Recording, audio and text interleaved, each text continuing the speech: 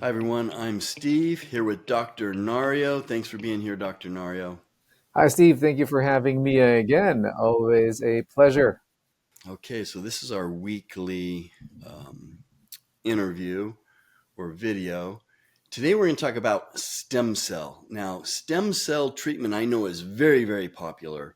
I've never done it, but so if you guys have questions about the treatments that they do at Biointegrative Health Center, that's where Dr. Nario is, Biointegrative Health Center in Reno, Nevada. Give them a call or go to their website and you can find out more about what they do. So let's get into the stem cell treatments. I is there more than one way to do this? First, I have lots of questions. So, is there more than one way to do this? So there is, Steve. Right now, the stem cell market is just, I guess, booming. Even though there's so many controversies about it, you hear athletes using it, even people for anti-aging. You would hear, yes, of course, the majority of it really for trauma, even aesthetics. So this is just a market that is currently growing that I think, will go farther and farther. And this is something that I'll be expounding about because I get a lot of questions from my patients currently about this specific therapy. Okay, so what? Tell me the first way to do this treatment because you said there's more than one. So give me a Mhm. little information on how this works. Right. So let's start with how we define where we get stem cells. So there are two types. One would be what we say allogenic, or meaning you're actually getting it from a donor, human being, so getting transferred to you. And the one is autologous, meaning it's your own stem cells that you're going to draw out from your body and you're going to give it back to yourself. So those are the two ways on how you do that. So when you do the recipient type of stem cell, this is the sources could be different in different ways. One more common one that we hear is bone marrow. That's why we hear bone marrow transplants for like leukemia, lymphoma. And then one that falls underneath this also is the umbilical cord stem cell, which is, of course, the one from mother to baby, that placenta that connects them together, where fresh and juvenile cells are contained. And then from the one that you pull out from your body and give it back to yourself, same bone marrow can be done. You get your own marrow stem cells, and then you use it in the context of leukemia and lymphoma also. And the one that is actually approved by FDA is the fat transplant. So it's almost like doing liposuction. And then as you get the fat cells, you add a reagent to extract the stem cells there. And now what you have, you can use this for regenerative, wound healing, injuries, cosmetics, and then uh, the, you could just go crazy on it. The thing there, though, is as you always have to think about why it's questionable when you get your own stem cells is because you're older, right? Why we like stem cells is because of the regeneration, the capacity for growth, and also the healthy cells. And that's why we advocate for, of course, umbilical cord stem cells because they're younger and they're actually the ones who can be more, I guess, expanded. We don't like to play around with stem cells, but they have the ability to like spread and produce more, and they actually have less immune reactions to the body just because they're so pure, and not like adult stem cells that have been exposed to so many toxins. So rejection is less for the younger cells. So the umbilical cord stem cells, can that come from any donor if someone wants a stem cell treatment? Can they get that from any donor? Well, not any donor. It has to be, of course, in our field, we kind of want to get the best source out there. And how we do that is we get from mothers who actually are screened real well before we actually get extract these stem cells. And the donor population for these umbilical cord stem cells are we they do not discriminate, and it has to be like young, 18 to 45 years old, probably, due to, of course, we want younger cells, and not only that, they undergo rigorous screening, such as we need to understand the social history, if they're smokers or not, alcohol, any health histories, like if you have chronic condition like cancers. So these are already high risk conditions that eliminates that donor because those stem cells are definitely not the best. And also, these are mothers that are tested for multiple infections. We need to make sure they don't have this, like hepatitis, CMVs, syphilis, gonorrhea, chlamydia, and even SARS-CoV-2. Those are rigorous infection testing being done on these donors. And also, it has to be a full term pregnancy and has to be delivering through C-section because you don't want to traumatize that tissue by going through the vaginal canal. That's why it's just extracting it out of the a C-section scar incision would be the process to retain all of these stem cells and keeping them intact. So as you can see, it's not anybody who can donate umbilical cord stem cells. You need to go through screening. Yeah, and I was just kind of assuming that men don't have umbilical cords. No, the fat they do. Okay, so it doesn't have to be related. It doesn't have to be family or anything like that. You're just looking for healthy umbilical cords to draw the stem cells from. Right, and that's what I was saying. Just because they're so young, that their immune response to the body when introduced is very low compared to somebody who is already grown and older and giving it to somebody that is one of the bigger reasons why we choose younger cells because of this immune reaction. And you have to think that it's something that's going to be introduced into your body. It can cause systemic reactions. I think that you said there's another way to get these stem cells, but I'm really curious, and I'm sure our audience is curious. What are some of the benefits of stem cell treatment? So stem cells, you have to remember that let's define this again. So the most common stem cell out there are what we call mesenchymal stem cells. So what does that mean? It's like uh, another medical jargon that I mentioned that there. So, but mesenchymal actually, when you give it to the body, it differentiates into specific tissues like bone, cartilage, muscle, and even connective tissue. So if you give this to the patient, this is something that turns into those. And as you could remember, or maybe even heard about, stem cells are known for regenerative purposes, and even they're using anti-aging purposes, because these are the organs or the parts of our bodies that gets worn and torn as we get along with life. So that's why introducing this repairs these specific parts of our bodies and thus giving that, yes, anti-aging feel. And the thing here is when you give mesenchymal stem cells, the problem there is sometimes you don't know what they're going to turn into.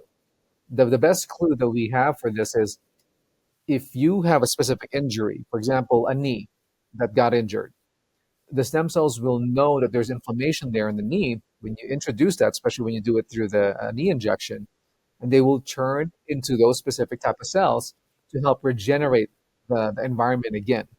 So that's why it depends on what the body needs. That's why the stem cells they have a mind of their own to form into what the body really needs. Yeah, I know stem cells have been very, very popular. So we're talking about rejuvenation and anti-aging and healing and that type of stuff. This is you said injections. Can you do like an IV? That is definitely considered, but FDA does not want that to be done through stem cells. So, but Just injections? That's is that the main way? yeah, the ones approved right now for stem cells, of course, as I mentioned to you, would be the bone marrow ones for leukemias, for cancers, the fat that you can use from your own body, and then also there is also another one that is called exosomes. Exosomes are the extracts of these stem cells to help regenerate and grow a specific target organ. It's almost like I want you to imagine an orange that you're squeezing and you're getting the juice out, right?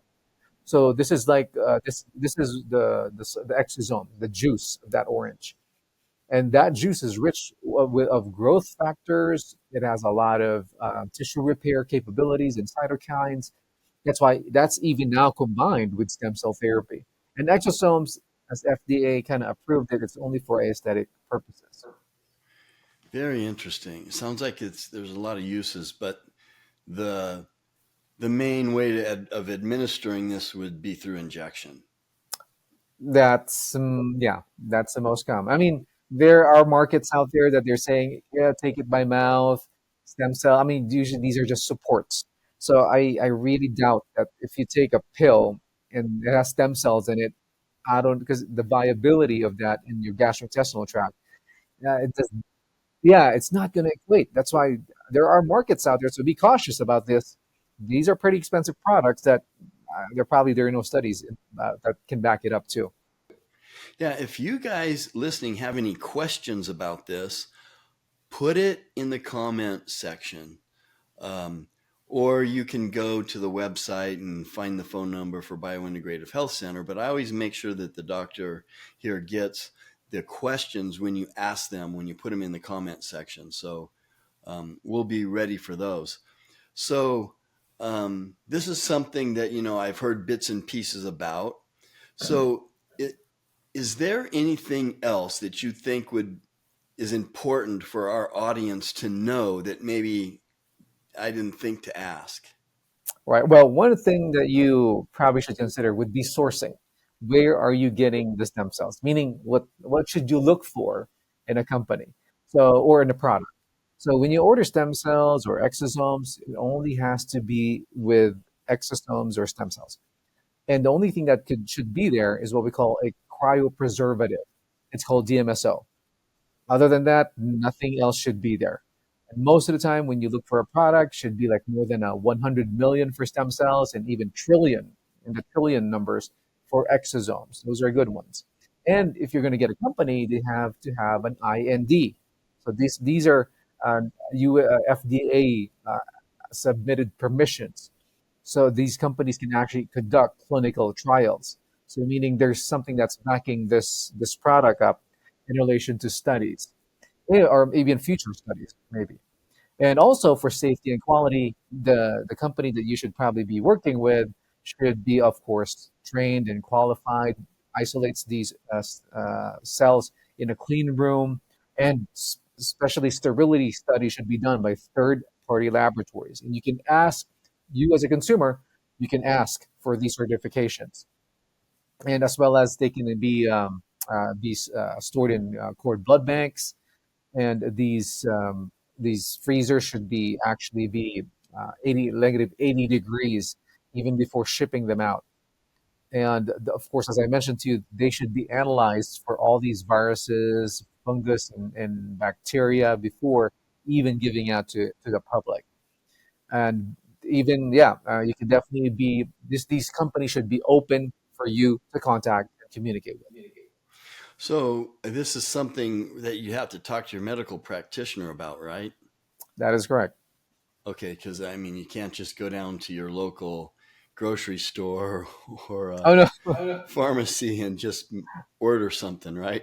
No, but as a recipient, not only should the providers be having access to this, but as you as a recipient, hey, I want to talk to the company or give me all the analysis of that stem cell or that exosome, and these are the papers that actually was proven. Even if you go out, so a lot of these stem cells are more available in what we call blue zones, and these are outside of the country, not in the U.S., like Panama, for example, Mexico, and usually they use this for like medical tourism, and that's why there's a lot of patients that I know who goes over there to do that because there's just less restrictions compared to the U.S.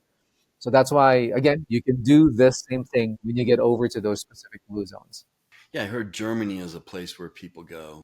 I think so. Yeah, Yeah, very interesting. So usually what kind of, if somebody's interested in this wherever they are, they can always call Biointegrative Health Center, but what type of practitioners usually practice this type of medicine? Is it holistic. I mean, you're an integrative physician.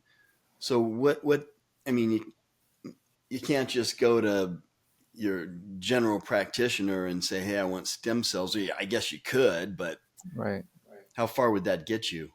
Well, now it's actually the orthopedic surgeons who are actually using this. Again, who I don't know, under the radar, maybe kind of, but there's a lot of facilities that are actually offering this as injections for joint regeneration, right? And also another one would be your, I guess, aesthetically based practices. As I mentioned to you, exosomes, that's they're using it for face and even hair growth. But for the anti-aging part, really, yeah, that's going to be tough. The blue zones are going to be your best bet for that. Yeah, and again, as I suggest, you should talk to your provider about this a little bit more in relation to you before doing this. Sure, of course. I mean, that makes sense. Okay, so Dr. Nario, we appreciate your input on this. Thanks for being with us. Well, thank you, Steve, for having me again. As we all know, that knowledge is power, and thank you for letting me provide you with edge on longevity and health maintenance, which I call the biological edge or the bio edge.